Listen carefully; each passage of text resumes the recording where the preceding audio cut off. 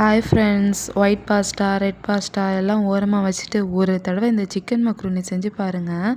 உண்மையாகவே ரொம்ப டேஸ்ட்டாக இருக்கும். ஒரு ஃபுல் மீல் சாப்பிட்ட மாதிரி ஒரு திருப்தி இருக்கும். இது எப்படி செய்யலான்னு பார்க்கலாமா?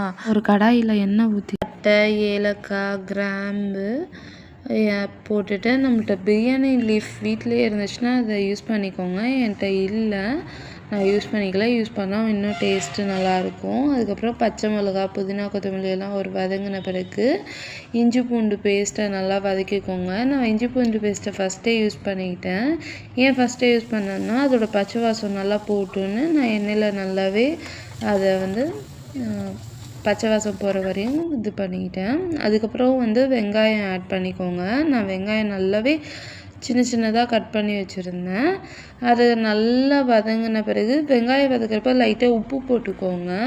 உப்பு போட்டால் சீக்கிரமாக வெங்காயம் வதங்கிடும். வெங்காயம் நல்லா வதங்கின பிறகு தக்காளி சேர்த்துக்கோங்க.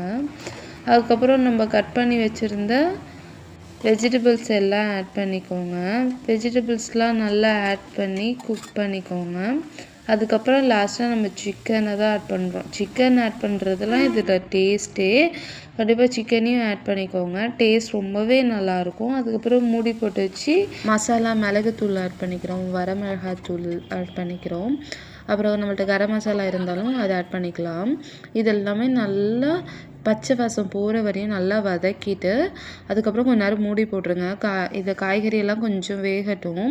மூடி போட்டு வச்ச பிறகு இதெல்லாம் நல்லா வெந்த பிறகு நம்ம தண்ணி அளந்துட்டு இப்போ நான் 1 kg எடுத்தனால 1 kgக்கு ஏற்ற மாதிரியான வாட்டர் நான் ஊற்றிக்கிட்டேன். நான் ஏற்கனவே சொன்ன மெஷர்மெண்ட்டுக்கு ஏற்ற மாதிரி நீங்கள் உங்கள் மெஷர்மெண்ட்டுக்கு ஏற்ற மாதிரி தண்ணி எடுத்துக்கோங்க. எனக்கு என்கிட்ட லெமன் இல்லை. லெமன் ஊற்றினா இன்னும் டேஸ்ட்டாக இருக்கும். என்கிட்ட கேர்டு இருந்துச்சு கொஞ்சம் புளிப்பாக. அந்த கேர்டையும் நான் மிக்ஸ் பண்ணிக்கிட்டேன்.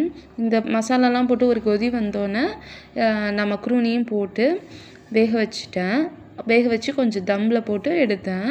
எனக்கு நல்லா உடையாமல் உதிரியாக நல்லா டேஸ்ட்டாக ஒரு மக்ரூனி கிடச்சிருச்சு. கண்டிப்பாக ட்ரை பண்ணி பாருங்கள். ட்ரை பண்ணிவிட்டு எப்படி இருந்துச்சுன்னு கமெண்ட்டில் சொல்லுங்கள். இப்போ நீங்கள் 1 கிளாஸ் மக்ரூனி எடுக்கிறீங்கன்னா 2 கிளாஸ் தண்ணி ஊற்றணும். மேக்ஸிமம் 1.5 கிளாஸ் தண்ணி ஊற்றினாலே கரெக்டாக இருக்கும். உங்கள் அளவுக்கு ஏற்ற மாதிரி நீங்கள் தண்ணி ஊற்றிக்கோங்க. உண்மையாகவே டேஸ்ட்டாக இருக்கும். ட்ரை பண்ணி